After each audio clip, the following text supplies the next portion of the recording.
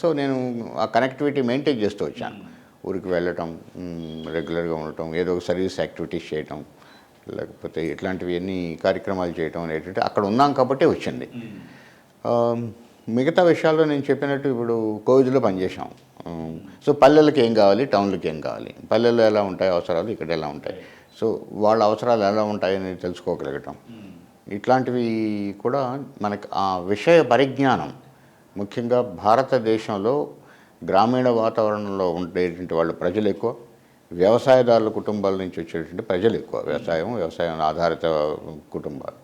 వాటి గురించి తెలుసుకొని ఉండటం ఒక భారత పౌరుడిగా మనకి ఒక బాధ్యత.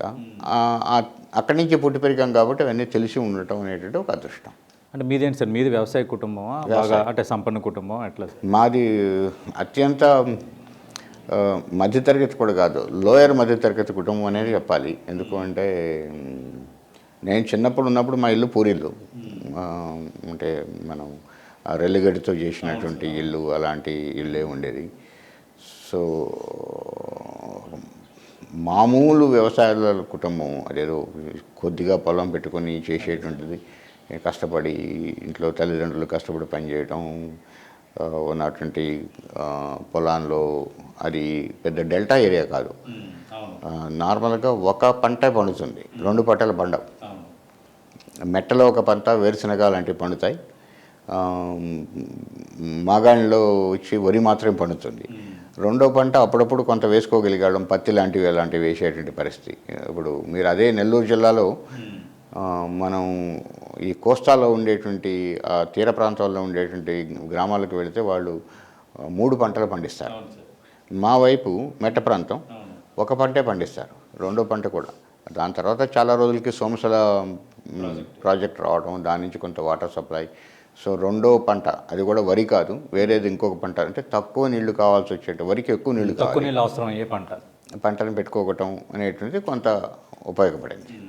మీరు కూడా పొలం కట్టు వెళ్ళేవాళ్ళ? నేను రెగ్యులర్గా వెళ్ళేవాడిని, బాగా రెగ్యులర్గానే వెళ్ళేవాళ్ళం. అసలు ఇన్ఫ్యాక్ట్ అంటే పనులు జరిగే రోజుల్లో కంపల్సరీగా వెళ్ళాల్సి వచ్చేది. ఎందుకనంటే ఎంతమంది కూలీలు వచ్చారు వాళ్ళందరికీ మనం ఆ రోజు అన్నం పంపించాలి, అన్నం కానీ రాగి సంగట్లు కానీ. సో ఎంతమందికి వంట వండాలి అనేది అక్కడికి నేను పోయి మా నాన్న చెప్పేవాళ్ళు, ఈవేళ 82 మంది వచ్చారు, సో 82 మందికి ఇంట్లో చేసి మధ్యాహ్నానికి పంపించాలి. ఇట్లాంటివన్నీ కూడా ఉండేటివి. కొంత ఏమో చూసేదానికి పోవటం, లేకుంటే వేరుశనగ పంట ఉండేది. వేరుశనగ పంటకి ఉదయాన్నే కాకులు వస్తాయి, కాకులు తినేసాని కోసం ఒడిసెలు అంటారు, తెలుసు కదా, రాయి వేసే ఆ ఒడిసెలు తీసుకొని పోయి కాకులను తోలటం, ఇట్లాంటివి ఈ పనులన్నీ చేస్తుండేవాళ్ళం. తర్వాత ఎరువులు తోలే టైంలో ఎద్దుల బండిలో ఎరువును తోలుకొని పోవటం అనేది ఒక ఆనందం. మనం ఎద్దుల బండి తోలుకొని పోతున్నామని. అట్లాంటి పనులు మనము ఒక బర్రెలతో ఎలా ఉండాలి, ఆవులతో ఎలా ఉండాలి, ఎద్దులతో ఎలా ఉండాలి, వాటితో దగ్గరే ఉంటూ అక్కడ ఉంటేనే చూసిన వాటితో ఎలా ఉండాలి. అవును సార్. అవి కూడా మనతో అలవాటు పడి చాలా ఇంటెలిజెంట్ జంతువులు అవి.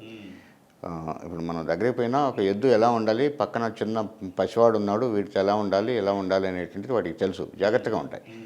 అంత మెలకు ఉండేటువంటివి అవి. మనం ఉండేదాన్ని బట్టి మనకు అర్థమవుతుంటుంది మనం వాటితో ఎలా ఉండాలనేది.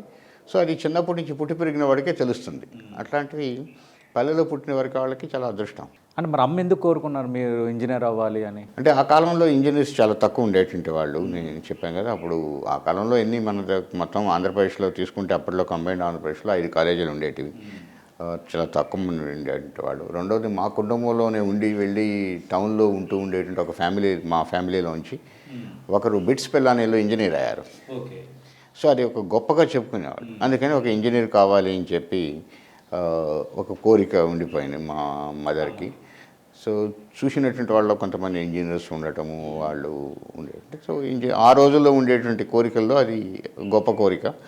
అందులో ఆ ఊరు నుంచి ఎవరు ఇంజనీర్ రాలేదు. ఇంజనీర్ సీట్ తెచ్చుకోవడం కష్టం, ఆ సీట్ తెచ్చుకోవాలి, చాలా కష్టపడాలి, అది చాలా కొద్ది మందికే సీట్లు వస్తాయి, ఇలాంటివన్నీ ఉండేటివి కదా అవి.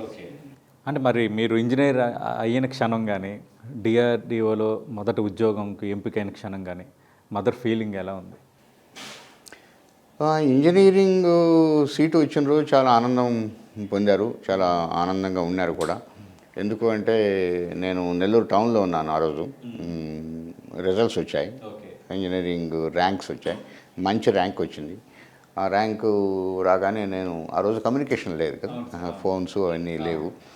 సో నెల్లూరులో బస్ స్టాండ్కి వెళ్ళి బస్సులో ఎవరో పోతూ ఉంటే ఇట్లా అమ్మకి చెప్పు ఇంజనీరింగ్ సీట్ వచ్చింది అని చెప్పి. ఇంజనీర్స్ చాలా తక్కువ మంది ఉండేటువంటి వాళ్ళు, ఇంజనీరింగ్ సీట్ తెచ్చుకోవడం చాలా కష్టము. తర్వాత మా బంధువుల్లో ఎవరైతే మా ఊరు నుంచి వెళ్ళిపోయి ఎక్కడో టౌన్లో స్థిరపడిన తర్వాత వాళ్ళ కుటుంబం నుంచి ఒక పెద్ద ఆయన బిట్స్ పిల్లానిలో ఇంజన్ చదువుకోవడం అది చాలా గొప్పగా చెప్పుకోవటం, కొద్దిమంది తెలిసినటువంటి అక్కడక్కడ బంధువులు ఉండటం, మా ఊర్లో ఒక ఇంజనీర్ అనేది లేకపోవటం, అప్పటి వరకు స్కూల్ ఉన్నా కూడా ఆ ఇంజనీరింగ్ సీట్ తెచ్చుకోవడం చాలా కష్టం. కాబట్టి ఇంజనీర్ కావడం అనేటువంటి ఒక గొప్ప విషయం. కుటుంబం కూడా మనం ఈరోజు ఉన్నటువంటి ఒక మామూలు కుటుంబం నుంచి పెద్దగా వెళ్ళాలంటే ఒక మంచి చదువుకుని ఒక మంచినీరు అయితేనే మనం కుటుంబం కూడా బాగుపడుతునేటువంటి ఉద్దేశంతో ఆమె ఇంజనీరింగ్ చదవాలి అని చెప్పడం జరిగింది. ఆ ఇంజనీరింగ్ సీట్ వచ్చినప్పుడు నెల్లూరులో ఉన్నాను నేను, ఎందుకంటే ఇంటర్మీడియట్ 2 సంవత్సరాలు నెల్లూరు విఆర్ కళాశాలలో చదివాను. అక్కడే నుంచే ఎంట్రన్స్ రాయటం జరిగింది. మంచి కాలేజీ, మంచి స్నేహితులు కుదిరారు నాకు, చాలా బాగా చదువుకునేటువంటి వాళ్ళు, మంచి స్నేహితులు, ఇప్పటికీ ప్రాణ స్నేహితులు, రెగ్యులర్ టచ్లో ఉంటారు. ఆ రోజుల్లో కమ్యూనికేషన్స్ లేవు. సో బస్సులో ఇన్ఫర్మేషన్ పంపించాలి. వెళ్ళి బస్ దగ్గరికి వెళ్ళి అక్కడ ఎవరో ఉంటే ఊరికి వెళ్ళేవాళ్ళు ఉంటే చెప్పి ఇట్లా అమ్మకి చెప్పి ఇంజనీరింగ్ రావటం అని పోగానే ఆ ఆనందంతో వెంటనే ఆ పిల్లాడికి నోట్లో చక్కెర పోయటం. అంటే పల్లెల్లో స్వీట్లు అవన్నీ రెడీగా ఉండవు కదా. పల్లెల్లో ఎలా ఉంటాయంటే ఈరోజు స్వీట్లు చేస్తాం 2 రోజులు ఉంటాయి అయిపోతాయి, ఎందుకంటే ఆ రోజుల్లో ఫ్రిడ్జ్లు ఉండటాలు ఇవన్నీ లేవు కదా, పంచదార వెయిటింగ్ అని చేసేవాళ్ళు. వాళ్ళ నోట్లో పంచదార పోయటం, అది తర్వాత చుట్టుపక్కల వాళ్ళందరికీ వెంటనే చాటింపు వేయటం, ఇంజనీర్ అయింది మా ఆవిడ అది ఇదని. సో తెల్లవారి నేను ఊరికి వెళ్ళటం, అందరూ బంధువులంతా చుట్టూ వచ్చి ఊర్లో ఉండి కూర్చొని ఇవి ఇంజనీరే, ఇట్లా అదొక సెలబ్రేషన్స్ అంతే, అదొక సెలబ్రేషన్స్ ఆ కాలంలో. అందులో